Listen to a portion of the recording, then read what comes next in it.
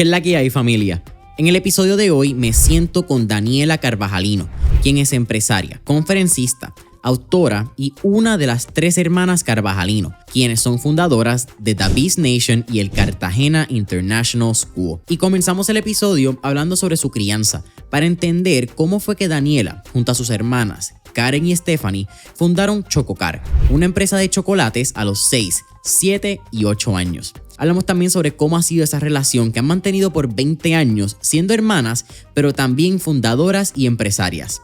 Hablamos sobre la metamorfosis de emprender, particularmente cómo soltar el ego cuando una idea no es suficiente, cómo nació The Beast Nations, los problemas que tenemos con el sistema de educación tradicional hoy en día. Y también hablamos sobre si tuviéramos la oportunidad de tener en un juicio al sistema de educación tradicional, por qué Daniela piensa que el sistema es culpable de haberle fallado al estudiantado.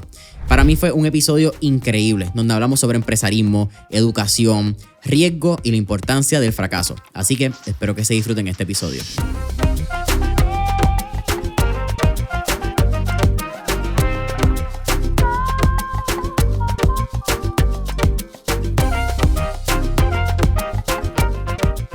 Daniela Carvajalino, ¿qué está pasando? Bienvenidos a Mentores en Línea. Hello, como dicen acá, ¿qué es la que? ¿Qué es la que?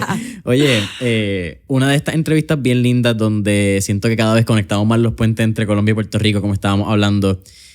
Creo que eres la segunda entrevista de Colombia que viene a Puerto Rico, en este caso, ¿verdad? Yo he estado haciendo varias allá, así que un honor tenerte. Y como te estaba diciendo, me parece una historia de esas que para pelos, porque aunque yo lo he hablado y le he hablado hasta la saciedad en el podcast, yo comencé bien temprano mi carrera empresarial. De momento ver que 3 chicas de Cartagena, Colombia, me llevan como 6 años de ventaja en esa carrera de ser el más joven. Hasta cuando uno es el más joven en el salón me parece genial y creo que es súper digno de admirar. Pues no, qué bueno, el honor es mío, qué felicidad, me encanta, amo Puerto Rico, así que qué chévere poder compartir eso, amo la educación, amo el emprendimiento, así que cuando yo vi tu podcast y me escribiste dije, perfecto, me encanta. Mira, vamos a hacer la pregunta por la cual empezamos todos los podcasts. Okay. Y hay muchas que están bien rápido. Yo creo que con ustedes, tanto tú, tu hermana Karen, Stephanie, tenemos que hablar demasiado de lo que es su niñez. Así que, ¿qué tenemos que conocer sobre tu crianza, sobre tus años creciendo en Cartagena, Colombia, para entender quién eres hoy en día? Bueno, yo creo que esa pregunta en realidad me llega mucho porque yo creo que mi niñez define mucho de quién yo soy y de las cosas que yo he hecho. Entonces, como acabas de decir, y para el tema de los que nos están viendo, siempre hablo en plural, como que nosotras, y es porque tengo 2 hermanas, Karen y Steffi, una tiene ahora mismo 30, la otra tiene 27, nos llevamos un año, y toda esta historia empieza precisamente en nuestra niñez, o sea, 6, 7 y 8 años, no en Cartagena, sino en Barranquilla, Colombia. Empezamos vendiendo chocolates puerta a puerta hace 20 años. Hola, ¿cómo estás? Vendemos chocolates.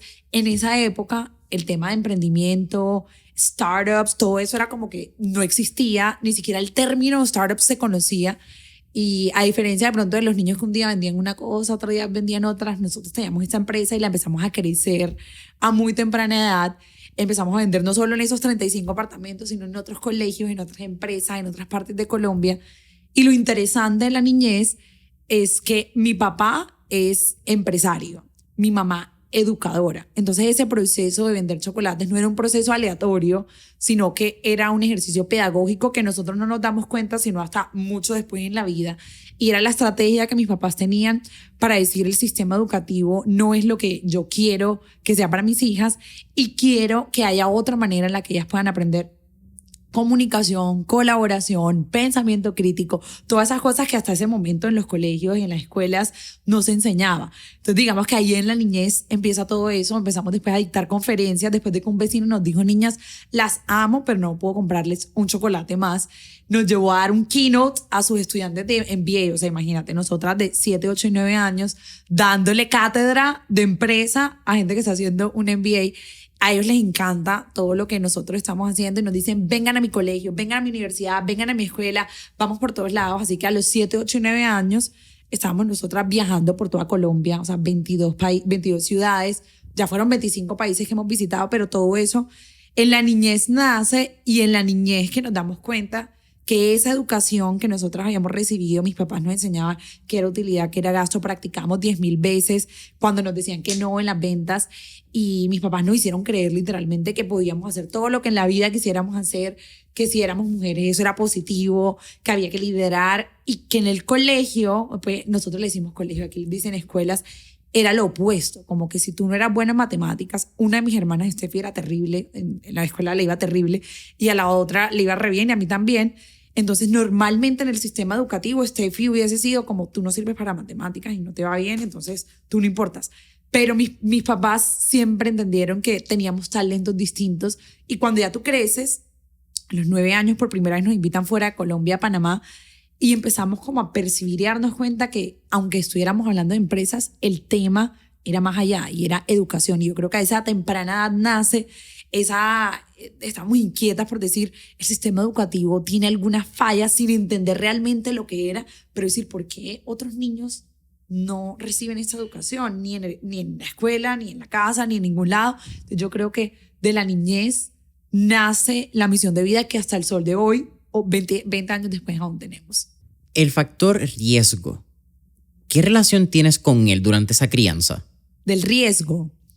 Bueno, el riesgo yo creo que es algo que siempre estuvo presente. Y nuevamente, todo esto suena extraño, pero mis papás conscientemente crearon un método de crianza donde, por ejemplo, el riesgo era parte de lo que él quería, y mi mamá también quería que nosotros aprendiéramos. Cuando eres niño, ves el mundo de una forma totalmente diferente. Entonces, los riesgos que tomábamos a los 7, 8, 9 años eran diferentes a los de 12, 13, 14 y así en adelante, pero empezó a ser una parte normal de nuestra vida. O sea, normalizamos y hicimos parte de eso, y yo creo que hasta el sol de hoy se refleja un montón, y ahorita hablaremos de muchos de los riesgos que hemos tomado, pero creo que hizo parte de nuestra crianza.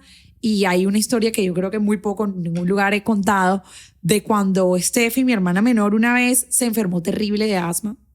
Ya nosotros sabíamos ir a lugares, pues alguien con nosotros adultos nos acompañaba, pero pues de niñas, a vender los chocolates. Entonces yo ya sabía que iba con la señora, ella me acompañaba, llevábamos el chocolate, recogíamos el dinero, como que eso en mi mente ya estaba muy normalizado. Steffi se enferma horrible de asma, y la señora que está con nosotros está como en shock de que no sabe qué hacer. Mis papás no contestan el teléfono, y yo le digo, no, yo he escuchado que cuando la gente está mal va al hospital. O sea, yo aquí tenía 8 años. Yo me voy para el hospital con Steffi porque yo veía que mi hermana se estaba físicamente ahogando, o sea, no podía respirar. Y la señora dijo, no nos podemos ir, ¿cómo hacemos? ¿A dónde uno va? ¿Qué hace? Yo encontré los papeles que llevábamos normalmente cuando hacíamos los chocolates, y yo le digo a la señora, mira, tú vienes conmigo o te quedas, pero yo me voy a llevar a mi hermana al hospital ya. No podemos hacer esto, tus papás nos van a matar, no nos contestan. Y yo literalmente le dije, me voy, y me fui con mi hermana al hospital. O sea, te puedes imaginar el cuadro. Yo 8 años, Steffi tiene 7. Llega la niña totalmente ahogada. Yo, por favor, ayúdenme, aquí está mi hermana. Y no, pero el acudiente. Yo soy el acudiente. O sea, no tengo acudiente. Y en el hospital no entendían lo que pasaba. Logré que la atendieran. Luego mis papás aparecieron, habían tenido un problema. Y cuando llegaron, Steffi ya la habían atendido. Estaba súper bien. El médico nos dijo, gracias a Dios que tú la trajiste. Pero yo creo que yo no me hubiera atrevido a hacer eso si antes no hubiese tenido tantas experiencias donde no tenía miedo. Entonces yo creo que es una relación del riesgo con tener miedo, pero hacer las cosas aún cuando hay un miedo. Así que yo le digo a Steffi, te salvé la vida y tú todavía no me lo agradeces lo suficiente. Háblame de Chococar, que esta es la compañía de chocolates que hablas. Es una compañía que emprenden cuando tienes 6, 7 años. Steffi siendo la de 6, tú tenías 7 y Karen tenía 8, en ese orden. ¿Cómo montan este juego? Que técnicamente era como ustedes lo llamaban, este juego donde tú eras, tu posición era directora de... Gerente comercial. Entonces la gerente general era Karen y la gerente o empleada de ventas era Steffi. ¿Cuáles son esos recuerdos de ese primer negocio? Porque yo siento que, y teniendo el mismo privilegio como estábamos hablando de haber tenido un padre que a muy temprana edad me inculcaba el riesgo, me inculcaba el no. Si te dicen un no, el no es permanente en la venta. El no es ahora, al momento. Quizás hoy no quieren chocolates, pero tocas la misma puerta mañana y quizás te compren 3 porque están los sobrinos de visita. Total. Y entonces creo que en esa relación hay mucha nostalgia que a veces uno mira en su camino empresarial y le dice, si no fuese por estos pequeños eventos que eran tan insignificantes en aquel momento, yo quizás no estuviese donde estuviese hoy en día, valga la redundancia. Y a la misma vez, ¿qué sientes que has perdido con el tiempo que en aquel momento hacías en ese negocio? Yo creo que es una pregunta muy buena y ahorita que hablamos de que cuando entrevistes a mis hermanas te van a contestar algo distinto, porque en mi caso, Chococar, entonces Chocolates Carvajalino, ese era el nombre de la empresa de los chocolates, a mí me aterrorizaba salir a tocar una puerta a vender chocolates. Entonces, como tú lo acabas de decir, Steffi, mi hermana menor, era la ejecutiva de ventas. Entonces, Steffi vivíamos en un edificio que tú subes y en un piso hay apartamentos, subes y en el otro piso hay. Y Steffi literalmente era la que subía, tocaba el timbre y hacía toda la cosa. Y cuando ella veía que la persona sí nos iba a comprar, hacía así, y entonces yo subía, yo estudié finanzas, y yo era la de los vueltos, la de las cuentas, o sea, me encantaba como los números, pero hablarle a la gente era como, no puede ser. Entonces cuando Steffi veía que la persona como que no iba a comprar ese día, porque eran los mismos vecinos a los que le vendíamos, Steffi decía como que no, y yo me quedaba abajo. Me aterrorizaba que me dijeran que no. O sea, yo decía, pero si yo subo y cuando la persona me diga que no, seguro me va a decir que no. Eso te estoy hablando de las primeras salidas. Después de hacerlo varias veces, ir con Steffi, yo dije, voy, me arriesgo y voy con Steffi, y de hacerlo y hacerlo y hacerlo, pasamos de aterrorizar a hacer un juego de cuántas veces nos decían que no y lo íbamos a convertir en que sí posibles. De hecho, me acuerdo que ya después la gente, después de tanto, ya llevamos 1 año y medio, cuando llegábamos y tocábamos, nos decían, no, es que la persona no está. Nosotros esperamos a que ellos llegaran y la persona del vigilante del edificio nos llamaba y nos decía, los del 302D ya llegaron. Nos íbamos para el parqueadero y lo interceptamos en el parque. Yo nunca en mi vida me hubiese atrevido a hacer algo similar porque a mí me aterrorizaba. Entonces, claro, el cambiar de esto me da miedo, ahora me da rush, adrenalina, me encantaba. Como tú lo dices, era un juego. Es como que, wow. Y tú lo acabas de decir, en la vida adulta, esa nostalgia, esos recuerdos te quedan porque uno adulto le da 100 veces más miedo a hacer cosas que cuando es pequeño. Pero a mí esos aprendizajes me quedaron tan marcados que cuando hay algo que yo no puedo hacer o no me siento cómodo, porque uno hace lo que se le es más cómodo, pero salir de la zona de confort es como, me acuerdo de, ven, Daniela, tú eras terrible haciendo esto y luego te encantaba. Entonces yo creo que para responder tu primera pregunta, creo que el hecho de que era algo que me costaba mucho trabajo y que luego lo hacía mejor que nadie y me volví como, voy a ganar y voy a hacer, además siempre he sido como súper competitiva. Y respecto a la siguiente pregunta, es precisamente eso, cuando uno es pequeño, niño, los ojos de niño es lo que yo quisiera por toda la vida tener y le recomendara a todos los adultos que tuvieran ojos de niños. Cuando uno es niño, uno ve las cosas sin maldad, con una esperanza pues del otro mundo, y yo creo que los miedos que uno tiene son más de pequeñas cositas, pero con el transcurso del tiempo, y de hecho dicen que tú no le tienes miedo a la oscuridad, tú, y trabajamos mucho en educación, ahorita hablamos de eso, pero tú le tienes miedo a no saber qué puede haber en ese salón oscuro, claro, que te pudiera atacar, es un monstruo, es un yo no sé qué. El miedo del océano. Exactamente. Entonces creo que eso es algo que yo quisiera volver a tener, y conscientemente lo hago, de ver el mundo como con ojos de niño, con esa pureza, con esa inocencia, pero sobre todo con esa manera de luchar con los miedos, afrontar los miedos de una forma mucho más genuina y práctica, porque literal los adultos nos complicamos, entre más pasa el tiempo uno más se complica, entonces simplificar todo con ojos de niño.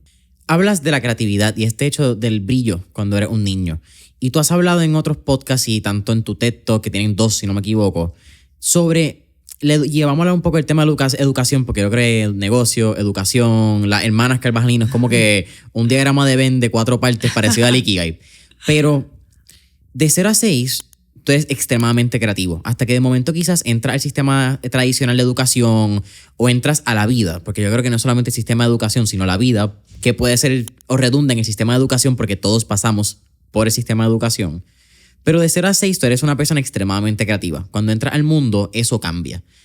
¿Qué hicieron sus padres para que ustedes mantuvieran esa visión de creatividad hasta el día de hoy? Pregunta buena, y yo sí diría que uno en el sistema tradicional mata de muchas maneras la creatividad, porque te dicen, la manera normal es, de hecho, los exámenes. Tú ves un examen y hay 4 A, B, C y D y solo hay una respuesta correcta. la vida real y la manera creativa de resolver los problemas. No es que hay una respuesta correcta y las otras están incorrectas, sino que hay muchas maneras en haber hecho las cosas. Entonces uno se encasilla tanto en que la manera de hacer las cosas es solo así, así, así. De hecho, mucho de lo que nosotros estudiamos es neurociencia y entender cómo el cerebro no piensa, sino que hace recurrencia. Nosotros, adultos, hacemos recurrencia a todo lo que hemos vivido, a todo lo que nos han dicho, a todos nuestros programadores que son la escuela, nuestros padres. Hoy en día las redes sociales son un programador muy grande de lo que hacemos. Y creo que lo que mis padres hicieron distinto fue que ese set de creencias y de programaciones, ellos literalmente, eso suena sistemático, pero es una manera sencilla de explicarlo, programaron nuestros cerebros de forma consciente hacia ser creativo, buscar maneras innovadoras de hacer las cosas. Mencionas consciente, pero ¿qué elemento inconsciente tú crees que también tus papás insertaron a esta crianza? Porque yo creo que hay mucho de cómo ellos actuaban, cómo ellos hacían las cosas, que no necesariamente fueron lecciones que le dieron, pero ustedes veían cómo ellos lo hacían y esos son mensajes indirectos. No, es que todo, vamos a rephrase eso. Para ellos era consciente, ellos lo hacían conscientemente. Para nosotros esto era inconsciente. Mis papás jamás y nunca se sentaron a decirme, Daniela, hoy vamos a aprender de esto. O sea, nunca lo hicieron en la historia, jamás recuerdo a mis papás como darnos una clase de cosas. ¿Qué hacían mis papás?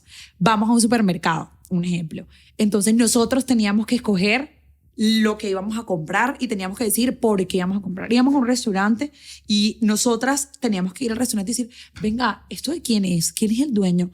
Y nos decían, no, es no sé quién, pero él está aquí presente. Tú pudieras llamarlo un segundito que queremos preguntarle algo.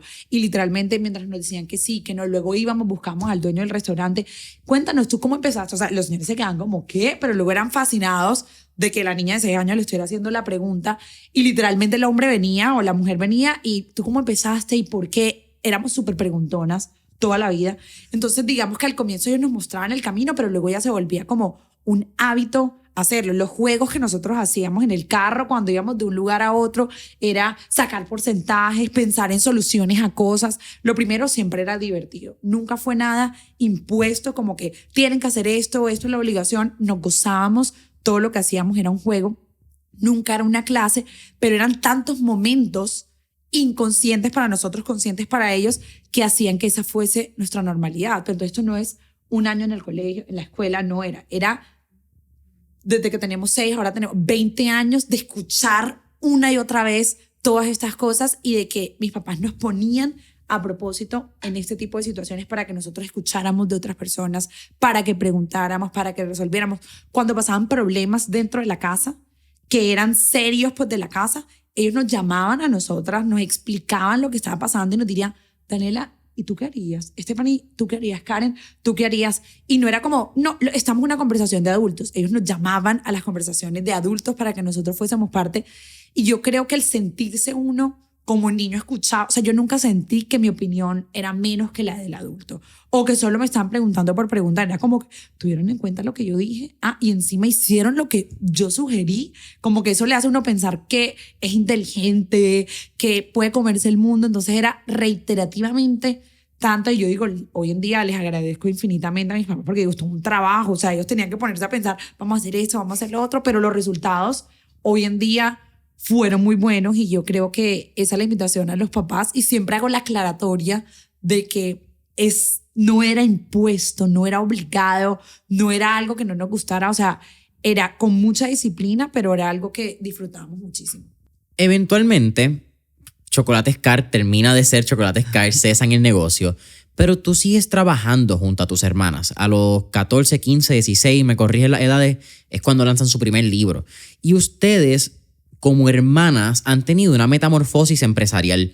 Y yo quiero que me hables un poco de 2 aspectos. Uno, ¿cómo es esto de trabajar con tus hermanas? Okay. Que es un tema que puede ser un podcast completo. El trabajar en familia y cómo manejan sus dinámicas, relaciones. Quiero hablar un poco de eso. Pero el caso de lo que es la metamorfosis empresarial, ¿cómo no podemos tener una venda en los ojos y quedarnos ciegos cuando un negocio no funciona? Y como empresarios, cómo es bien importante que también aprendamos a saber cerrar etapas, porque yo creo que muchas veces nos atamos emocionalmente tanto y tanto a la idea del negocio, a que mi hijo, a que el tanto esfuerzo, tanto sudor, pero llega un momento que no produce. Así que si no produce dinero, deja de ser un negocio. Move on, what's next? Y eso nos cuesta. Y ustedes lo han hecho espectacular, si me preguntan a mí. Así, ¿cómo ha sido esa dinámica y más con tus hermanas? Total. Bueno, primero con mis hermanas, eso es una aventura todos los días. Nosotras somos muy cercanas, nos llevamos un año, fuimos a la misma escuela, a la misma universidad, tenemos grupos de amigos similares y tenemos algo muy particular. Somos muy diferentes en las fortalezas que tenemos. Creo que eso ayuda mucho a la dinámica porque a mí me encantan los números, me encantan las finanzas, y mis dos hermanas no quieren nada que ver con eso. A una le encantan las ventas, le encanta el marketing y a la otra le encanta operar. Una estudió psicología, otra ventas, yo estudié finanzas. Entonces creo que nos complementamos muy bien. Cuando creces, maduras empresarialmente. Entonces, claro, hay una gerente para cada una de las empresas, hay una forma de tomar decisiones que al comienzo era, todas hacemos todas y todas somos gerentes. No, ya hoy en día tenemos un grupo empresarial y pues obviamente funciona de otra manera. Es lo máximo, o sea, yo de verdad que me gozo cada cosa. Peleamos por absolutamente todo, pero es curioso porque es temas no relacionados a la empresa casi nunca. O sea, nuestra pelea número uno es, Karen se llevó mi ropa, mira mis zapatos están secuestrados en no sé dónde. O sea, temas de ropa literal es el factor número uno de pelea. Entonces, sí hay, pero tenemos una buena manera en la que trabajamos por tener, primero, años trabajando juntas y ya entender cómo funciona cada uno. Mi papá nos regañaba cuando éramos pequeñas y grandes, de hecho hace poquito, como hace 4 años otra vez, porque nos comunicamos telepáticamente. Yo, pero eso es absurdo, o sea, ¿cómo me va a comunicar telepáticamente? Pero él decía que nosotras nos mirábamos y que ya la una sabía lo de la otra, o sea, la conexión que tenemos es demasiado fuerte, pero como toda empresa familiar hay locura todo el tiempo y el que te diga que separa 100% lo personal de lo laboral, te estás mintiendo. Igual que te diga que tiene un perfecto balance entre el trabajo y la vida personal, eso no existe. Entonces yo creo que nosotras lo hemos hecho de una manera que nos las disfrutamos. Ahora, tu segunda pregunta, y me parece demasiado interesante, esa pregunta del, yo le llamo el ego empresarial y de poder uno cambiar. Esto es otra cosa que nunca he así como contado.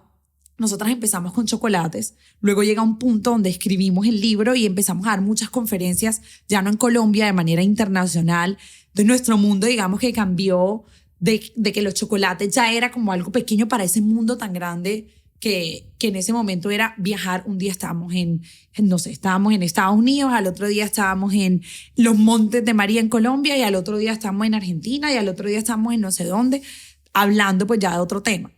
Cuando volvemos de todo eso y ya tenemos aquí, ¿cuántos años podemos tener? O sea, aquí ya somos adultas, dijimos, no, vamos a coger estos chocolates, vamos a revivir los chocolates, que fue como empezamos todo, vamos a hacer se llamaba Cookie Lab, o sea, un laboratorio de galletas y empezamos a poner en los centros comerciales estas islitas que vendían no chocolates, sino galletas y tenían todo un concepto, una cosa.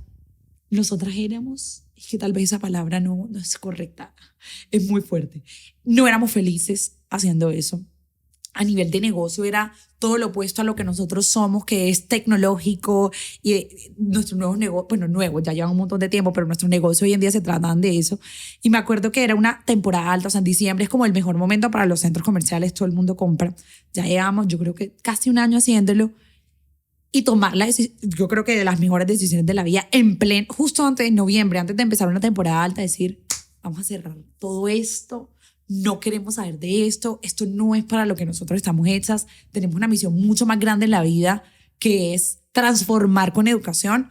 Y a pesar de que así empezamos y esto es muy lindo, este no es el negocio para nosotros. Además, el tema del inventario, del manejo, o sea, no era el negocio para una emprendedora como nosotras, tan apasionada y rentablemente, ni siquiera era pues lo mejor del mundo. Y era como, pero ¿cómo vamos a cerrar en plena temporada alta? Y no, además, ¿qué va a decir la gente? Y no, y el dinero que uno ha invertido, porque con eso, por más que tú vendieras, íbamos a perder dinero sí o sí.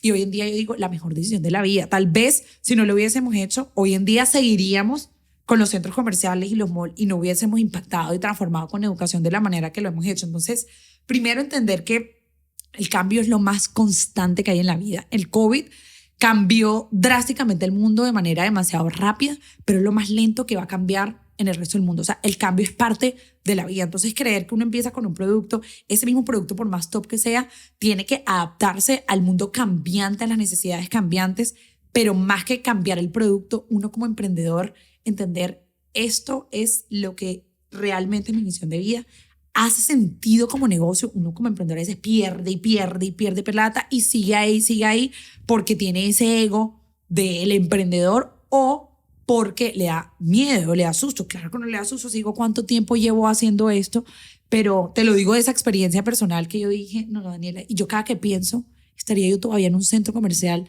siendo no feliz y haciendo algo que no quería, sin transformar, pero es duro. O sea, no te voy a decir que fue fácil decir, ay, vamos a cerrar y súper bien, porque claro, uno en la mente le juega una jugada, pero ¿y qué hace la gente? Y ya cierra y cuando no lo vean y de repente es como que eso no es quien tú eres. Piensa más allá en el negocio, en el impacto y en que no todas te van a salir buenas. Unas te salen malas, otras te salen buenas.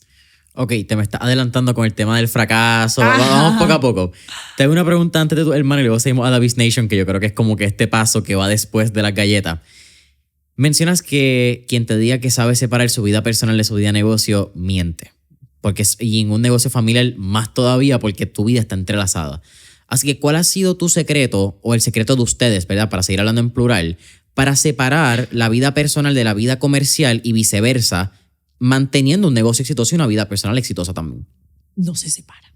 No se separa. Uno aprende cómo es la mejor manera de que es como un matrimonio, de que estés feliz un lado con el otro lado, pero de verdad es que es imposible decir que uno los puede separar, porque no, tu trabajo no es tu vida, es parte importante de tu vida, pero está inverso y cuando tú eres un emprendedor, al comienzo uno trabaja 5.000 horas, eso es una locura. Entonces por eso digo, entender que el balance perfecto no es 50-50. Uno como emprendedor a veces, yo tengo días que no duermo, que me toca trabajar locamente, pero luego 5 días donde normalmente no estaría haciendo, estoy en una comunidad de amigos, en no sé dónde, en un retiro y fue súper bien. Entonces es como salir de eso que literalmente el sistema educativo tradicional nos pone que balance, uno se imagina 50-50, eso no existe. Y lo mismo en la vida de nosotras, pues como hermanas y el trabajo, decir como que no te voy a hablar en la vida personal, pero en el trabajo vamos a estar dichosas y vamos a ser las mejores socias del mundo. O sea, no existe. Entonces yo creo que ser flexible, tener neuroplasticidad y elasticidad de adaptabilidad al cambio y entender que no es 1 más 1, 2, que no es blanco o negro. O sea, esos extremos que son a los que estamos acostumbrados normalmente no existen. Y otra cosa que yo creo que nos ha funcionado mucho es darse tiempo para uno mismo. O sea, yo boxeo, me encanta boxear, es donde yo más he encontrado. Ahí vi tus cositas de boxeo, le tomé una foto. Ahí encuentro mi espacio donde no va mis amigos, no va mis hermanas, no va mi gente de trabajo, no va mi novio. Literalmente es como Daniela con Daniela y ahí puedo liberar todo lo que tengo en la mente, la energía. Entonces yo creo que tener un espacio para uno mismo, y eso a mí es lo que más me ha costado porque soy una persona de demasiada gente, pero encontrar espacio solo para ti, ese sería mi tip secreto para poder cope con el resto de la gente, con tu trabajo, con tu vida, con la locura, como te desconectas. No tiene que ser boxeando, a la mayoría de gente no le gusta boxear, pero lo que tú encuentres que a ti te haga feliz solo. Mira, pero te voy a dar mi opinión en términos del boxeo, que quizás es algo atlético. Yo creo y soy fiel creyente de que maybe hace 24 meses fue bien consciente cuando entendí el efecto que tenía en mí, y creo que en muchos seres humanos, pero no lo pensamos, el tú pasar trabajo haciendo algo físico, el tú pasar por sufrimiento físico. No he tenido el tiempo para sentarme en un laboratorio a leer papeles, pero estoy seguro que tiene que haber algún tipo de research de algún, sea neurotransmisor, algún tipo de neuroquímica, algo está sucediendo en el cerebro. Porque tú pones a tu mente a sufrir y a pasar por momentos difíciles, algo que en la vida cotidiana tendemos a rechazar, porque lo difícil es lo que menos nos gusta lo más fácil. Así que sea correr, sea Brazilian Jiu-Jitsu, sea boxeo, sea ir al gimnasio, porque te pones 1 hora al gimnasio y le metes bien duro las pesas, algo físico hace que las cosas difíciles que son cotidianas de la vida no se vean tan difíciles al final del camino. Esa es mi opinión. Total. No, y ahí entra la dopamina, el cortisol, una cantidad de cosas que uno normalmente como que no lo entiende, o uno ve el ejercicio físico como necesito estar fit y quiero estar bien, pero literalmente yo lo hago por un tema de mente. Y no solamente por esa parte de la zona de confort que a mí me parece muy importante, sino que la disciplina que te da hacer ejercicio, tú la transmites a otros aspectos de tu vida. Y dices, si yo logré hacer esto aquí, entonces puedo hacerlo acá. Si soy disciplinado aquí. A todas las personas que me dicen, yo no soy disciplinado, les digo, haga ejercicio. Usted hace ejercicio y va a aprender lo que es disciplina. Levántese. Quiero ir a boxear todos los días. A mí me encanta boxear locamente, pero yo no todos los días quiero ir a boxear. Hay unos días que yo digo, Dios mío, ¿qué es esto? O sea, qué arte era ir a boxear. Pero la disciplina que a mí me dio eso, yo la transmito a todos los aspectos de mi vida, sobre todo a la parte empresarial. Sí, porque una de esas cosas, al igual que tú dices de la vida personal y vida profesional, que una cosa afecta a la otra.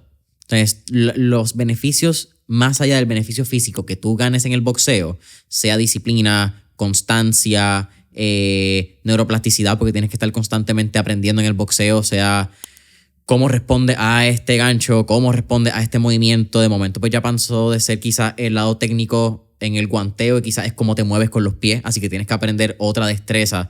Todo eso se replica en otras áreas de tu vida y la impacta positivamente o negativamente, dependiendo de lo que sea, pero normalmente positivamente. Total. ¿Cómo nace Biz Nation? Entonces, en ese metamorfosis donde ya no es Chococar, ya no es libro, ya no son speaker, que me parece bastante interesante y siento que eso es otra conversación, cómo pasaron parte de su niñez y de su crianza viajando el mundo, viajando Latinoamérica, siendo figuras públicas. Me parece bien loco porque fue reciente en un podcast, no me acuerdo cuál fue el podcast que estaba escuchando, pero la presión de tú crecer bajo el ojo público cuando tú eres quizás un Justin Bieber versus la presión de cuando eres un empresario exitoso a una corta edad. Y aunque son dos cosas bien diferentes, tiendes a pagarlo con el mismo precio de salud mental. So, yo siento que eso es un tema que voy a dejar en paréntesis porque si no estoy estoy 2 horas contigo, Daniela, y no puedo hacerlo hoy. Pero ¿cómo nace Biz Nation? Esa metamorfosis de entonces de cerrar el chocolate, la galleta, luego de los chocolates, que fue como que ese tratar de tener algún tipo de nostalgia nuevamente, y entra en el mundo de la educación, que ya venía por su madre, me parece bien interesante porque era profesora, pero ¿cómo entonces sale este lado de crear una plataforma donde la gente pueda ir a educarse constantemente en materias que quizás no son normales en el sistema de educación tradicional? Total, entonces volvemos a la historia, empezamos a viajar por todo el mundo dando conferencias, siendo speakers, hoy en día todavía lo somos, pero llegó un punto donde la gente quería que nosotras estuviéramos al mismo tiempo en un lugar, en un país, porque literalmente ya no era Colombia, eran muchos países a la vez. Y no solamente eso, sino que nosotros sentíamos que íbamos a un escenario, la gente quedaba hiper feliz, pero decíamos, y 3 días después esta gente va a estar en el mismo lugar donde estaba hace 2 días. Dijimos, no es suficiente, o sea, no vamos a lograr transformar la educación nosotras 3 y hablando un día, máximo uno está con un público 1 hora, 2 horas haciendo algo extraordinario. Entonces empezamos a pensar, ¿cómo podemos que este impacto que está haciendo así ahora pueda ser mucho más grande? Ninguna de mis hermanas tiene un background como en el mundo pues tecnológico, pero entendimos que la respuesta era, sin lugar a dudas, transformar con tecnología. Entonces pasamos de simplemente estar nosotras hablando en estos lugares a crear una plataforma de educación en línea donde las personas pudieran primero aprender. En la historia me salté que empezamos a estudiar mucho neurociencia y entendimos que muchas de las respuestas que teníamos sobre el sistema educativo eran literalmente por temas neurocientíficos y de programación neurolingüística, y aplicamos eso y dijimos, ¿cómo yo quiero aprender? Sobre todo en línea, porque empezamos a ver muchas estadísticas y todas decían como que 4 de cada 100 estudiantes que estudia en línea, y no estamos refiriéndonos a la escuela porque esto es para después de la escuela, solo 4 de cada 100 terminan un curso virtual. Bueno, aquí algo pasa, o sea, tienes la perfecta manera de estudiar, pero la gente no termina los cursos. ¿Por qué no los termina? Y empezamos como a ser muy, muy curiosas en esa parte. Entonces ahí nace Biz Nation. Creamos cursos virtuales y programas de formación en temas que sean, y no digo unos mismos temas porque cambian todo el tiempo. Ahora mismo inteligencia artificial es el más demandado, influencers corporativos es el segundo más demandado de todas estas grandes y medianas y pequeñas empresas que quieren que sus personas que trabajan en la empresa sepan cómo pueden gestionar su marca personal, que era algo que tal vez hace 5 años a nadie le interesaba, y crear contenido era algo que no existía, y luego pasamos a que fuese algo como los creadores de contenido, y ahora es como, los corporativos también queremos aprender de ese mundo. Entonces enseñamos liderazgo, enseñamos servicio al cliente, ventas, temas de tecnología, marketing digital. Obviamente ya hoy en día no solamente somos nosotras, tenemos un equipo de 70 personas con nosotros, más de 100 instructores en 9 diferentes países, creando todo el contenido de todos estos temas. Ojalá yo supiera todos esos temas, pero claramente no. Y se convirtió, digamos, pasamos de crear un impacto de una horita y de una motivación que es otra conversación, mi tema sobre la motivación, porque la gente cree que la motivación es suficiente, pero realmente si uno no tiene otros componentes adicionales no pasa nada. Y esa fue nuestra manera a través de una de nuestras empresas, que es BizNation, de poder a través de la tecnología de cursos virtuales impactar. Sobre todo esto empezó pues antes de COVID, y antes de COVID era como luchando un poco contra la corriente de decir, venga, esto es más costo eficiente, nos permite democratizar la educación, llegar a todas las personas, pero todavía el tema virtual era como que no sé si es para mí el tema presencial. Luego llega COVID, trajo muchas cosas malas, pero también algunas otras que quedaron por siempre, como el tema de la educación virtual. Cuando llega COVID, explota BizNation, porque todo el mundo necesitaba y quería, nosotros nos llamaban, necesito ya esta plataforma para esto, para lo otro, y la gente después de COVID le quedó que la educación virtual era una manera costo eficiente y muy efectiva de que todo el mundo pudiera aprender, sin importar si tú tenías acceso al mejor profesor aquí en Puerto Rico. Podía haber uno en España que era espectacular, pero tú no vas a ir a España, él no va a venir, entonces esa educación no se daba. Entonces fue una manera de acelerar mucho el crecimiento y el impacto durante COVID. ¿BizNation nace en qué año? En el año 2017. Estamos 7 años. 7 años. ¿Cómo ha sido la evolución a nivel ya como ejecutiva, ¿verdad? Como dueña de una compañía empresaria, porque no eres emprendedora, ya eres empresaria con 70 personas. De eso, de manejar 70 personas, más de 100 colaboradores, sabiendo que hace 20 años era un juego de tú y tu hermana. Cambia. ¿Cómo es esa perspectiva de correr este juego? Porque a mí me fascina que tú hables del emprendimiento, de los negocios como un juego. Porque para mí es como una temporada de baloncesto, de fútbol, por hablar de fútbol, que es el juego, ¿verdad? El soccer, como le decimos en Estados Unidos. Pero para mí un negocio es una temporada. Entonces, dentro de una temporada tú tienes muchos juegos y tú tienes muchas relaciones y tienes muchas oportunidades de ganar, de perder, de quedar empate, pero siempre sabiendo que en algún momento hay un nuevo chance de una nueva temporada. Total. Y yo creo que eso es algo que uno aprende ya en el camino. Primero, es una responsabilidad darse cuenta que estas personas dependen de una forma de la empresa. Entonces, yo creo que uno se toma en serio el rol de, venga, ser empresario no solamente es hacer esto aquí y acá, sino que además hay una responsabilidad y creo que nos las tomamos muy en serio. Segundo, aprender de liderazgo, porque uno cree que ser jefe, pues el jefe es el que manda, pero aprende uno de liderazgo y no es lo mismo liderar a una persona, a 2, a 3, a 4, a 5, como teníamos allá, pues un equipo tan grande. Entonces, yo creo que es un proceso de crecimiento personal muy grande y entender que uno nunca para de aprender. Yo soy nerd, o sea, yo me declaro nerd. Yo todo el tiempo estoy leyendo libros, veo podcasts, escucho, todo el tiempo siento que hay que aprender. Y yo creo que en ese proceso de convertirse uno pues en un líder de una organización, y que aquí son 70, en otra de las empresas son 100 más, y luego, o sea, es como un grupo, uno nunca puede dejar de aprender. Y yo creo que mi aprendizaje más grande en ese proceso fue decir, Daniela, step back un momentico, aprende, porque para esto van a necesitar aprender, no solo de la experiencia, sino que requiere un componente adicional que de pronto antes no necesitabas porque eres tú contigo, y entonces tú haces las cosas como a ti te gustan y pues no hay ningún cambio o ningún impacto grande. Hay momentos que son muy buenos, hay otros momentos que no son tan buenos, pero yo creo que de todo eso uno aprende un poquito. Quizás pasar el brinco también al tema de la educación, que es un tema que ya lo hablamos, estamos hablando un poco de también lo que es educación empresarial, pero ustedes también tienen lo que es el Cartagena International School. Y yo quiero ver cómo mezclo tanto el tema empresarial como el desarrollo de líderes en una etapa temprana, ¿verdad? Porque son 2 temas bien densos, pero hay que hablarlo en uno y ver cómo tratamos en uno. Pero antes de eso, yo quiero saber tu opinión sobre el sistema de educación tradicional. Si yo tuviese la oportunidad de poner en un juicio, ¿verdad?, el pueblo de Puerto Rico, por poner nuestro caso, versus el sistema de educación tradicional, estamos demandándolo porque le han fallado a la sociedad, le han fallado al estudiantado por las pasadas 20 generaciones que han estado en este sistema de la educación tradicional a nivel global. ¿Por qué Daniela Carvajalino piensa que el sistema de educación es culpable de fallarle al Estado? Bueno, yo empezaría por decir que la culpabilidad del sistema de educación no es 100% del sistema de educación, sino de la manera en la que todo en el mundo trabaja. Entonces, eso es lo primero que yo aclaro, porque claro, es fácil juzgar y uno decir, ay, no, es que todo está mal y la gente es culpable. No, eso es lo primero. Ningún profesor, ningún maestro, como le dicen acá, dice, yo hoy voy a hacerle daño a mis estudiantes. O sea, hoy voy contra este niño de 7 años. No, ningún maestro piensa de esa manera. Entonces, primero entender que el componente de un sistema de educación tiene muchos actores, desde los rectores de los colegios, política pública, gobierno, el maestro, que es el que ya está con el niño, y esto no viene del año pasado.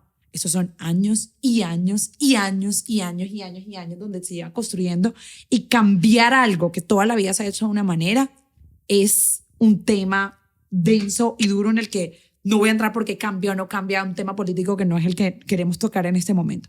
Ahora, ya yéndonos a lo específico, que siento que no sabe el sistema educativo que le ha podido hacer con mucho cariño o sin ganas de dañar, que para mí esa clarificación es muy importante, porque yo no siento que nadie quiera dañar a un niño y decir, te voy a perjudicar por el resto de la vida, te voy a marcar.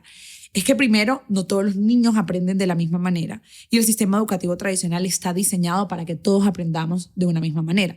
Nosotros lo vemos desde un punto de vista del cerebro. Tenemos un cerebro dividido en 3 partes, derecho, izquierdo y central, y cada uno de los estudiantes, pero son las personas, pero en este caso estudiantes, desarrollan uno más que el otro.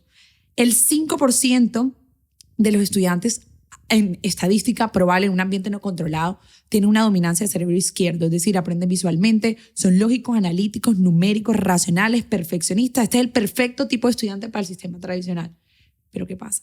5% de los estudiantes son de ese tipo de cerebro. Es decir, que el 100% de un sistema educativo está diseñado para el 5% de los estudiantes. Ahí empieza la primera falla.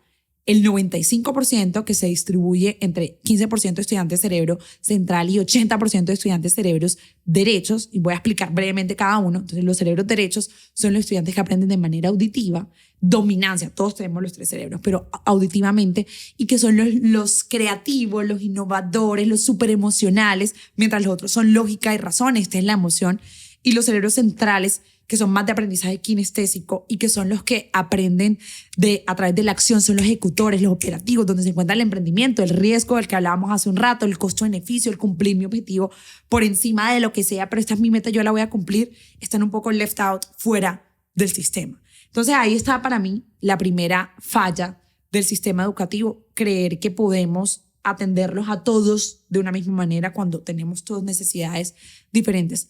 Segundo, la programación neurolingüística, que es otra cosa de la que nosotros hablamos, nos dice que nuestro cerebro es programado a través de la lingüística, de las palabras.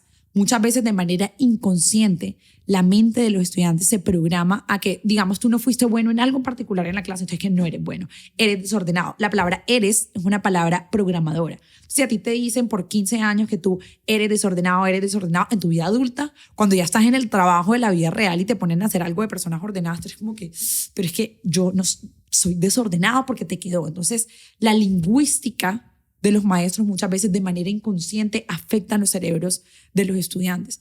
Y por último, la pertinencia y la relevancia ha cambiado y se ha transformado demasiado.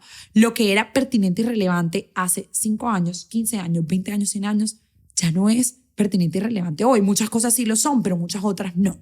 Y el sistema educativo necesita preparar a los estudiantes para el mundo que hoy en día tenemos, que es muy distinto. Hoy en día un niño sale y le toca aprender muchas cosas que normalmente no se aprende. La mayoría de estudiantes, y esto no es Puerto Rico, no es Colombia, es algo a nivel general, se gradúan y, por ejemplo, de inteligencia financiera, casi que 0. Uno aprende, ni siquiera en la universidad aprende. Luego, después de que la tarjeta de crédito te hizo cobrar 1.500 intereses y tú no te diste cuenta cómo era y ya te embargaron y no sé qué, te diste cuenta que había que entender eso, pero nunca nadie te lo explicó, te lo enseñó. La inteligencia emocional, hablando de pertinencia y relevancia, es algo súper importante. Hoy en día yo aún batallo con temas de inteligencia emocional, pero nunca fue algo que aprendiéramos. El emprendimiento, y aquí me puedo quedar diciéndote muchos ejemplos de cosas, y la aplicabilidad a la vida real. Uno a veces ve cosas en un examen, uno dice, yo hoy en día no me acuerdo de identidades, uno de los temas que a mí me marcó, que más duro me dio aprender, y que yo digo, identidades, ¿qué es identidad? Yo no sé si tú sabes qué es identidades, pero eso uno lo dio en la escuela en algún momento y no tengo ni idea. Pero digo, si eso hubiese sido relevante a algo que yo estoy haciendo, tal vez hoy en día sí me acordaría. Hoy en día tenemos, por ejemplo, niños de 14 y 15 años trabajando en sus clases de la escuela en un algoritmo de inteligencia artificial para detectar leucemia mieloide en etapas tempranas. Lo hacen en colaboración con una gran startup colombiana que se llama Arcángel AI. Y yo hablo con estos estudiantes y esto les va a quedar por el resto de su vida porque entendieron que a través de cosas que hacen dentro del salón de clases pueden cambiar la vida de otros niños, porque si le detectan antes esta enfermedad, entonces pueden cambiarle la vida y tal vez el curso hubiese sido un poco distinto. Entonces, relevancia, pertinencia, entender que el sistema educativo no es para todo el mundo de la misma manera y entender que la lingüística que utilizamos causa un impacto en los niños, pero entendiendo que nadie lo hace de maldad porque quieren dañar a los niños, sino porque los cambios requieren muchas cosas que hoy en día no se han podido alinear totalmente para que puedan suceder. Desconozco completamente cómo funciona el sistema de educación, Departamento de Educación de Colombia, no sé cuál es el nombre oficial, pero ¿cómo fue el proceso de integrar este currículo? Porque es un currículo extremadamente moderno, un currículo que no va por la línea del departamento tradicional, y ustedes creo que tienen 6 horas de emprendimiento en el currículo a la semana. Aparte de leucemia, entendí también que tienen uno que es como con drones de plástico reusable, una prótesis 3D que están haciendo para un nene que no tenía como que parte de un brazo dentro del laboratorio 3D de la escuela. Esto me parece una escuela más avanzada que muchas universidades. Explícame este currículo y cómo fue el proceso de integrarlo a la sociedad, porque me imagino que también hubo mucho rechazo al inicio cuando decían, mira, estas 3 hermanas, ¿qué se creen que están haciendo esta escuela? ¿Cómo funcionó? Sobre todo lo primero, hablando del tema del rechazo, era más que todo decir, es imposible hacer todo esto y que académicamente les vaya bien. O sea, esa era la primera como duda que nos ponían. Hoy en día nos va súper bien, gracias a Dios, académicamente, porque encontramos ese sistema, pero eso era lo primero, como que tú no puedes aprender emprendimiento, inteligencia, y además que les vaya bien en los exámenes estandarizados y que puedan ir a la universidad. Ahora bien, el proceso, yo creo que, de hecho, desde muy temprana edad, yo como a los, tal vez teníamos en ese momento unos 12, 13 años, fuimos hasta la presidencia de la República en Colombia a hablar y a decir, los colegios necesitan enseñar emprendimiento y la política pública de Colombia necesita cambiar. Hoy en día hay una ley que habla de eso y promueve el emprendimiento, la enseñanza del emprendimiento en las escuelas. No es obligatorio, pero es promovido, lo cual para mí fue un avance importante en temas de política pública. ¿Esto fue a qué edad, mala mía, lo de la presidencia? Aquí ya teníamos como 12 o 13. Y hemos seguido, pero esa primera vez fue como a los 12, 13. Solamente un paréntesis. Imagínate que a los 12, 13 años y 14 llega a la presidencia del palacio de un país de 30 millones, 35 en aquella época. Solamente imagínenselo. Perdón, continúa. Como, sí, nuestros niños necesitan aprender de emprendimiento, es la mejor manera. Qué crack. Y bueno, nos escucharon. Bueno, obviamente fue un proceso de muchas personas, no fuimos los únicos involucrados, pero ahí estuvimos diciendo, esto es algo que necesitamos hacer. Ahora bien, volviendo como a aterrizarlo a el proyecto educativo institucional, así se le llama, digamos, en Colombia, el PEI. Nosotros entendimos que necesitábamos hacer algo con las horas flexibles. En Colombia tú tienes unas horas inamovibles, o sea, tú necesitas dar tantas horas de esto, hasta completar 1200 horas, Hay otras horas que tú puedes hacer lo que el colegio, pues, la escuela quiera hacer. Nosotros, ¿qué hicimos? 2 cosas. Primero, curricularmente crear estas clases y crear planes de clase para cada una de estos. Entonces, emprendimiento, tú hablabas de esto. Nosotros creamos un currículo, planes de clase dentro del colegio para que ellos fueran a sus clases y recibieran ese tipo de información curricularmente, como ver matemática, física o química. Y así tenemos varias otras que el número de horas, esto es como Tetris, te lo permite. Pero decíamos, no es suficiente. O sea, solo con 6 horas no es suficiente, necesitamos más. Entonces, ¿qué hacemos? Hoy en día integramos la metodología, y esto ya no es un currículo, que hoy en día hemos podido llevarlo no solamente al colegio, sino a muchas otras partes. Más allá del plan de clase, la metodología. ¿Cómo hacer que los estudiantes, por ejemplo, en clase de matemáticas, ellos trabajan durante 6 meses en un proyecto que es construir un juego o un videojuego de matemáticas, y luego cuando llega el Math Road Trip, que es el día que ellos tienen que crear su empresa, La empresa tiene un nombre, logo, bueno, tiene todo lo que la empresa normalmente tiene. La mitad del tiempo los estudiantes van como con unos pequeños tokens a las otras empresas de los otros niños, que son juegos o videojuegos que ellos han desarrollado, y luego cambian. Los que primero eran compradores, después son vendedores, pero aquí es matemáticas. Entonces tú vas y esos juegos son increíbles. A mí me da un nervio porque uno ya después no se acuerda bien cómo multiplicar y dividir tan rápido en fracciones y todo lo que te pregunta, y uno juega, es como, son juegos realmente interesantes. Entonces aprenden a través de un proyecto matemáticas, pero el proyecto termina en emprendimiento. Entonces, en esa clase que normalmente tal vez sería en un tablero, el estudiante tiene la capacidad de tener que atraer a otro niño a que venga a su pequeño stand. Tiene que darle el pitch para que le compre, porque otros niños le compren, porque en este caso no hay una transacción, digamos, de dinero, sino con unos tokens. Entonces, desarrollar todas esas otras habilidades: creatividad, comunicación, pensamiento crítico, colaboración, a través de las materias tradicionales, solo haciendo relevante el contenido. Y aquí ya no hablamos entonces de currículo, sino de otra arista, que es metodología. Esa metodología fue creada por nosotros, desarrollada, investigada, o sea, creemos mucho en la investigación y en la evidencia. Se llama EKE, y eso es lo que nos ha permitido, digamos, jugar con la educación tradicional, que mi mensaje hoy, más que crítico, también es esperanzador, porque creo que se están empezando a mover fibras. O sea, sí creo que antes había mucho menos conciencia. Creo que ahora más bien también es un tema de algunas personas que lo quieren hacer, pero dicen, ¿y yo cómo hago esto? O sea, sé que tengo que cambiar, pero ¿cuál es la manera? Entonces creo que vamos en buen camino.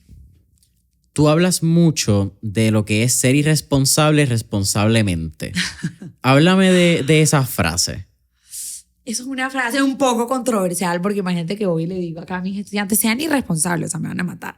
Pero es una manera real de que yo he vivido, de tener un grado de irresponsabilidad, pero dentro de la responsabilidad. Es decir, un riesgo medido y controlado, pero saliéndose de la línea que a uno la vida le pone.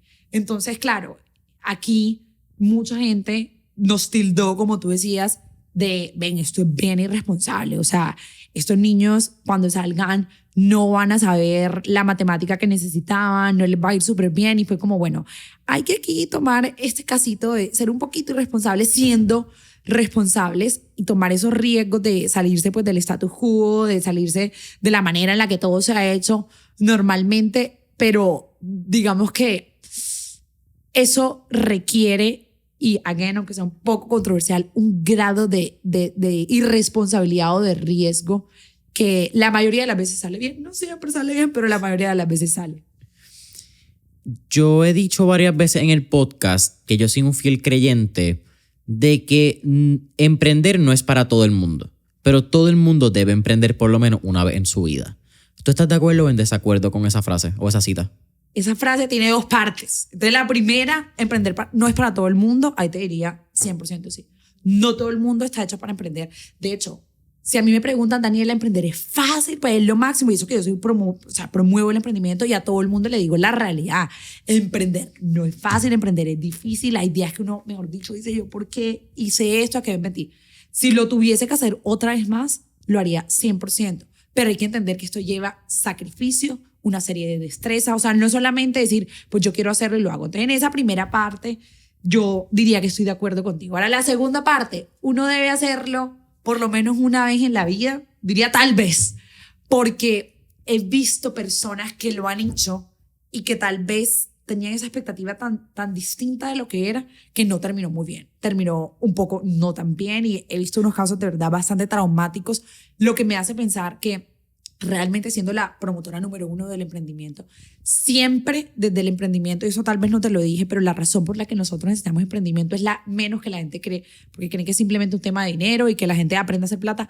Pero desde el colegio, desde aquí pues le dicen escuela, desde la escuela, la razón número 1 es para desarrollar esas habilidades que de otra manera no se pueden desarrollar. Pero muchas veces el emprendedor no tiene la idea correcta, no está en el momento correcto. Ojalá todo el mundo tenga la oportunidad de hacerlo al menos una vez en la vida, pero que la gente no lo haga presionado porque hay que hacerlo o porque está de moda, porque ahora me están diciendo, Daniela, que eso está súper de moda. No lo hagas por moda. Para mí, lo más satisfactorio que yo he hecho en mi vida, sin lugar a dudas, es emprender. Pero el que lo haga, que se meta en esto, sepa, lleva sacrificio, lleva lágrimas de sangre, lleva mucho esfuerzo. Y si usted está listo para ese reto, hágale. Pero si tal vez no crees que es para ti, prueba aquí y allá, pero no se sienta uno como presionado que pues hay que hacerlo.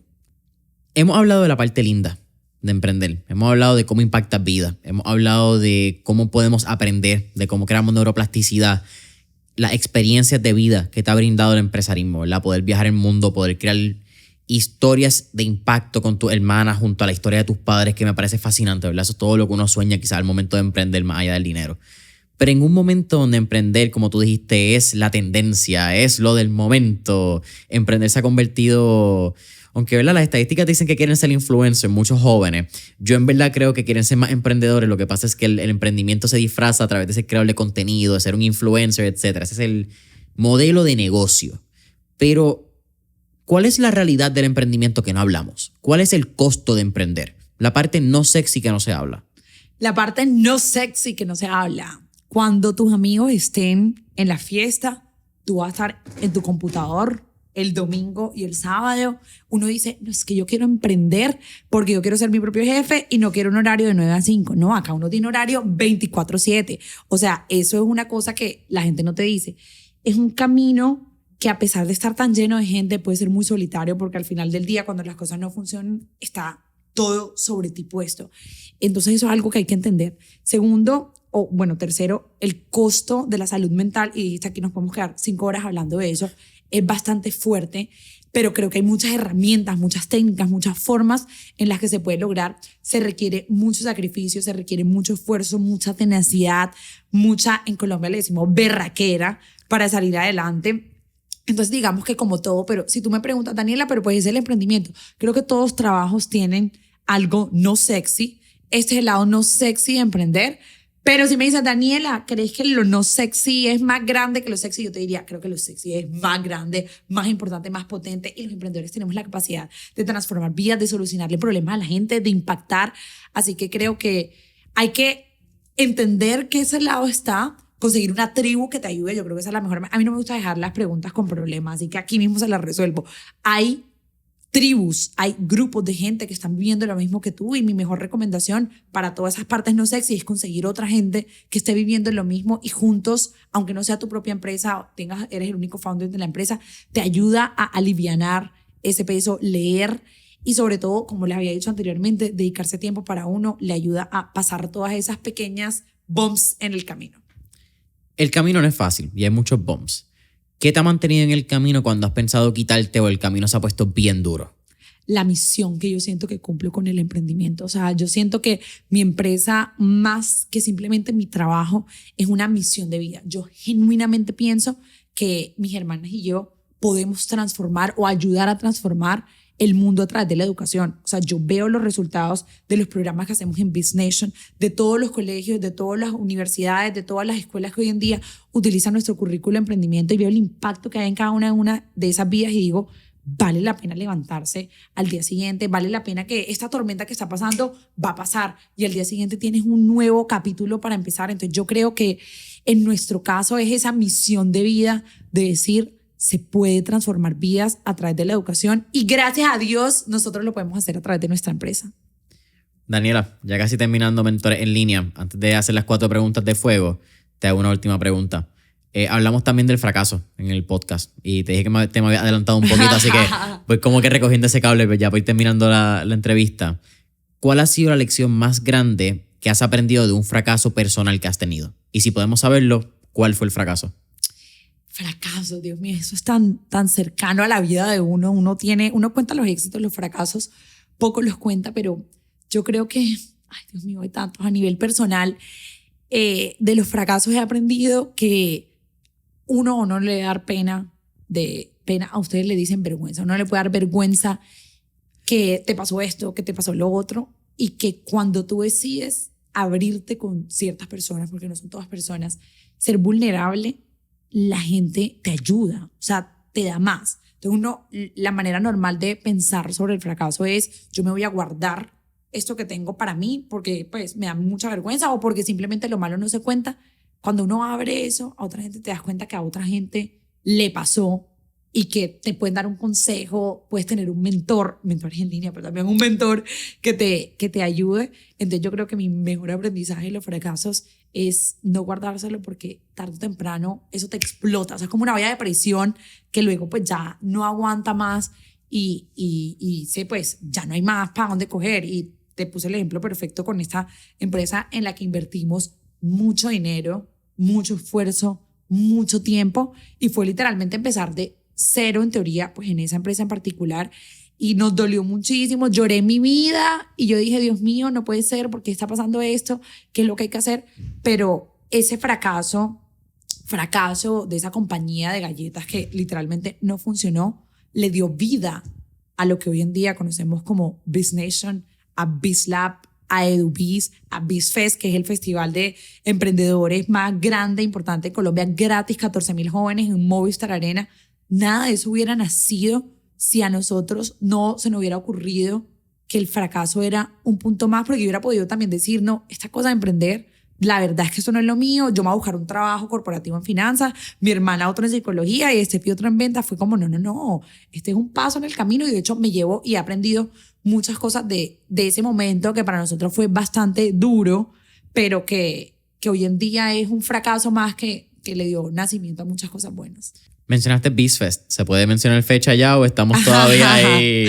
No, sí se puede mencionar. BizFest, bueno, y para dar un poco de contexto, es este festival que nos soñábamos, que de hecho 4 meses antes de hacer el primer BizFest, estábamos Karen, Steph y yo rayando en un tablero y si cancelamos y si no hacemos esto y cuál es la otra manera, vamos a aplazarlo, no, y luego fue como no, vamos a hacer esto, es difícil porque son 14,000 jóvenes y decidimos cambiar el formato que la gente tiene de educarse. La gente decía, están locas, a los festivales y a los conciertos y a los estadios los llenan los cantantes famosos cantando reggaetón o en un festival de electrónica, pero a aprender nadie va a ir. Y son 14,000 jóvenes en este estadio, 30,000 jóvenes conectados de forma remota y llevamos influencers, cantantes, empresarios, artistas, deportistas, todo lo que es la inspiración para los jóvenes en un formato como si fuese un reality show en vivo. Es una locura total y este año lo vamos a hacer en septiembre, primera semana de septiembre. Esto es en Bogotá, en Colombia, es gratis para todos esos jóvenes que van a estar, así que allá espero mentores en línea y Jason en primera fila. Oh, Jason y mentores en línea van a estar con un vuelo directo, una escala de 1 hora si te vas por Panamá. Eso es en una ciudad tan cool como Bogotá. Ay, qué pena la mía que voy para Bogotá en septiembre. Ahí te espero. Mira, Daniela, ahora sí, terminando mentores en línea, siempre hacemos 4 preguntas de fuego, así que, ready. Preparada, vamos para lista. allá. La primera, si tuviéramos la oportunidad de estar en la película Back to the Future, De Vuelta al Futuro, ¿la has visto? No. Ok, pues para hacerte la película, tienes un carro que se llama el DeLorean. Este carro es una máquina del tiempo y tú ponchas, marcas, por usar la palabra, día, época, día, mes, año que tú quieres regresar en el tiempo. Puede ser en el pasado o en el futuro.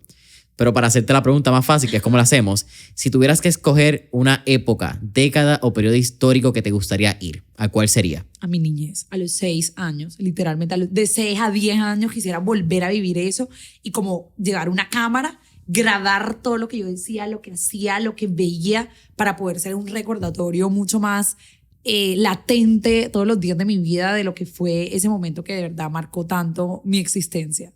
Segunda pregunta. Tenemos un playlist en Spotify que se llama Mentores en Línea, el playlist, donde tenemos todas las canciones que motivan y pompean a nuestros entrevistados y entrevistadas. Así que, con eso dicho, ¿qué canción motiva o pompea a Daniela Carvajalino? Imagínate esta canción y la pongo en repeat cada vez. Se llama Hoy va a ser un día grande. Entonces Lita le dice, hoy va a ser un día grande, hoy todo va a salirme bien, tengo a la luna de mi parte, hoy todo va a salirme bien. Cero cantante, pero la canción es como que te da vida. O sea, literal, cuando tú sientes que todo va mal, pones esto a todo volumen y la canción te dice que hoy todo va a salirte bien, que tienes a la luna de tu parte, que te va a salir todo súper bien, así a todo volumen. Así que recomendada. Hoy va a ser un gran día. Tercera pregunta. ¿Qué 3 libros les recomendaría a nuestra audiencia? Bueno, libros. Primero, nuestro más reciente libro, Cómo hacer negocios sin dinero. Ese libro lo acabamos de sacar, o sea, recién salido del horno, de cómo construimos nuestras empresas, pues nuestro grupo empresarial, sin levantar capital, sin deuda, a través de bootstrapping y todas esas estrategias que los emprendedores normalmente poco cuentan o les da vergüenza contar o es tan bueno que tampoco lo quieres contar. Ahí pusimos como todo ese camino del emprendimiento. Se llama Cómo hacer negocios sin dinero. Nosotras somos las autoras. Hay otro libro que se llama La tercera puerta de Alex Banayan. Brutal. Wow. me tiene tanto sentido porque es que me llamaba la atención tu historia. Tanto y tanto sentido después de ese. Me he leído el libro 3 veces, por eso lo digo. Demasiado bueno. Lo conocí en Israel hace yo no sé cuánto tiempo. Me regalaron el libro. Y de esos libros que son buenos, pero que tú los dejas como ahí guardados. Y de repente empiezo a leerme ese libro. Karen se lo empieza a leer y me lo lee en el avión, como cuando uno le lee al hijo, bebé, un cuento. Y nosotros éramos como que, ¿pero qué es? O sea, está demasiado bueno. Súper recomendado. La tercera puerta. Y hay un libro que es muy tradicional de hace muchos años, pero que creo que tiene unas enseñanzas demasiado poderosas, y es Padre Rico, Padre Pobre, de Robert Kiyosaki, que es como un clásico, pero hay que volver. Y un último, ¿Quién se ha robado mi queso? Ese está también brutal. Es cortico, pero y también es como de los clásicos de hace mucho tiempo, pero que tiene mucho para los emprendedores. Sí, yo creo que también hay en esta época donde hay tantos libros y cada vez hay cierta facilidad para publicar un libro hoy en día. Estos clásicos que se convierten también en libros semi-aburridos, entre comillas, es la manera en la cual también podemos ir a esos básicos que a veces se nos olvidan. Total. Donde resbalamos en los básicos. Ahí es donde tendemos a fallar. Y libros que te lo dicen tan y tan sencillo. Porque tú te lees el libro de Ser un padre rico, padre pobre, Piense y hágase rico, Cómo hacer amigos e influenciar a las personas. Y son libros que tú dices, este libro tan y tan básico me ayuda. Y efectivamente, de momento tú lees una oración y dices, anda, no puedo creer que no he estado pensando en algo tan y tan sencillo. Así que, Daniela, ¿cuál es tu última pregunta? ¿Cuál sería tu último tip o recomendación para nuestra audiencia? Mi último tip, mi gente, el avión se arregla volando. Esta es la mejor recomendación que yo le puedo dar a un emprendedor. Jamás van a estar las cosas perfectas. Literalmente, si usted espera a que sea perfecto, o es muy tarde o alguien ya lo hizo mejor, no importa si hay miedo, si no están las cosas como tú quieres, en el camino vas solucionando, vas arreglando y está bien. A todos nos pasa. Así que si tú dices, Dios mío, esto solo me pasa a mí, a todos nos pasa. Así que el avión se arregla volando. El avión se arregla volando. Daniela, ha sido un honor tenerte aquí en el podcast. Antes que te vayas, tírale ahí a la cámara, aunque ya hiciste una pequeña promoción de lo que es BizFest. The Biz Nation, tu Instagram, donde te pueden contactar, website de Hermanas Carvajalino, si están muy interesadas en conocer tanto de Karen, Stephanie, cómo se pueden contactar con ustedes si están interesados. Ahí, mira, sin miedo alguna, promoción. Listo, bueno, mi nombre es Daniela Carvajalino, soy fundadora de Biz Nation, de BizFest, de Cartagena International School, apasionada totalmente por el mundo de la educación. Nos encanta también compartir todo lo que hacemos, así que si nos quieren encontrar en Hermanas Carvajalino, en todos lados, literalmente en Instagram, en YouTube, en todos lados nos pueden encontrar. Y nada, aquí hemos estado hablando de cosas demasiado interesantes de educación, de emprendimiento, así que este podcast no se lo pueden perder. Daniela, gracias. Listo, a ti.